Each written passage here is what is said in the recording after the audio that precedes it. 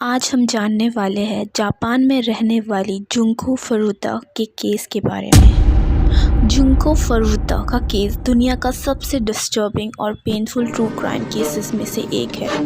ये सिर्फ एक टॉर्चर का केस नहीं था, ये इंसानियत के खिलाफ की गई एक डरावनी और भयानक कहानी थी। मैं तुम्हें वो सब सच सच बताती हूँ, लेकिन वार्निंग के साथ। Trigger warning. इस वीडियो में जो भी कहा गया है वो इंटेंसली डिस्टर्बिंग है। इमोशनल, साइकोलॉजिकल और फिज़िकल टॉर्चर की डिटेल्स है। अगर तुम इमोशनली लो फील कर रहे हो या अलोन हो तो बेहतर होगा किसी के साथ ये वीडियो देख लो। आम लड़की थी, वो स्टडीज़ में अच्छी थी। उसका ड्रीम था कि उसे एक जॉब मिल जाए, लेकिन जब उसे जॉब मिली तो उसे ये नहीं पता था कि उसका ये सपना एक भयानक सच में बदल जाएगा। हिरोशी मियानो जापान का रहने वाला 18 साल का वो एक गुंडा था। उसका कनेक्शन अंडरग्राउंड से था। एक बार उसने जुंको को प्रपोज़ किया था। जुंको ने जब उसे नो कहा तो उसका ईगो हर्ट हो गया। फिर उसने बनाया एक खतरनाक प्लान। जुंको जब स्कूल से रिटर्न हो रही थी तो उसने अपने 4 दोस्तों के साथ उसको किडनैप कर लिया। उन लोगों ने जुंको के पेरेंट्स को बताया कि वो सेफ़ है और वो वॉलंटरली भाग गई है। उसे टोक्यो के एक हाउस में रखा गया, जहां उसे डेली रेप किया जाता, मारा जाता और उसके साथ वो होता जो आप सोच भी नहीं सकते। लव स्टोरी तो हम सब ने बहुत देखी है, लेकिन ये एक खतरनाक रिवेंज स्टोरी है। पता नहीं सामने वाले ने उससे बदला क्यों लिया। इस बात का ना कोई सर है ना पैर है।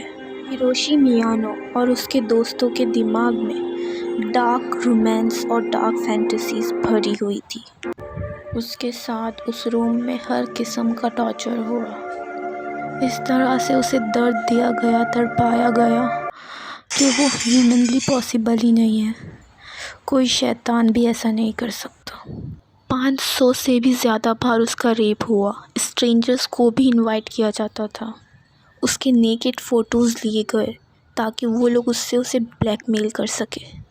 उसके प्राइवेट पार्ट्स में बॉटल, आयरन रॉड और फायरवर्क्स, पता नहीं क्या क्या किए गए, क्या क्या डाला गया।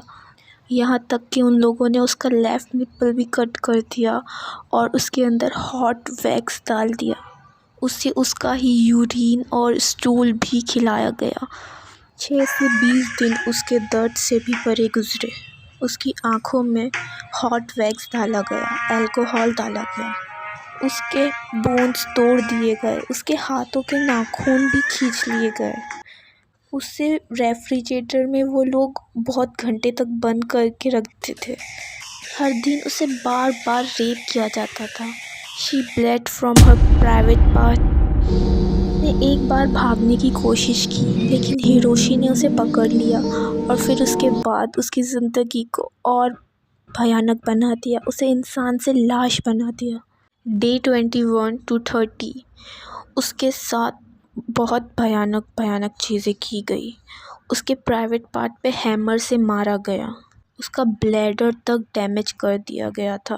वो पी भी नहीं कर पाती थी, फिर भी वो ज़िंदा थी। वो ज़िंदा थी सिर्फ एक छोटी सी हेल्प के लिए, लेकिन दुनिया ने उसे इग्नोर कर दिया। उन लोगों ने उसे इतना मारा कि उसका चेहरा भी पहचाना नहीं जाता था। वो रोती थी, कहती थी किल मी प्लीज़, लेकिन उन्होंने उसे और मारा। वो अपनी लैंग्वेजेस भी भूलने लगी थी। उसका ब्रेन इस हद तक डैमेज हो चुका था। उसकी इंटरनल ब्लीडिंग से वॉर्म्स निकलने लगे फ्रॉम हर वाउंड्स, और फिर उसने मूवमेंट बंद कर दिया। हार्ट पंच गेम खेला गया जिसमें उसके स्टमक पे मल्टीपल टाइम्स मारा गया। उसकी body finally shock, internal bleeding और मल्टीपल ऑर्गन फेलियर की वजह से शट डाउन हो गई। जस्टिस और जोक। उन 4 लोगों को माइनर का लेबल लगाकर आज़ाद छोड़ दिया गया। बस उन्हें 7-10 साल की सज़ा मिली। हिरोशी मियानो ने बाहर आकर और रेप किए, लेकिन उसे बस फाइन भरनी पड़ी और वो छूट गया। Some stories don't need scream, just truth. If you're still watching, you're ready. Subscribe.